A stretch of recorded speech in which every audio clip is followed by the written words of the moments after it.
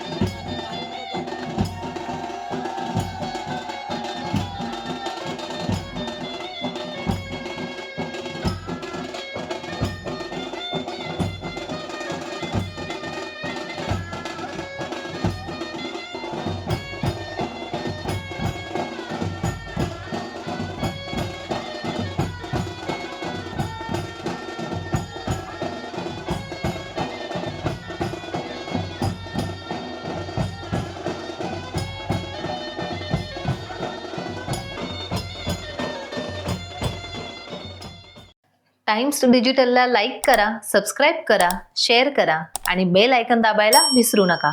पाहत रहा times digital.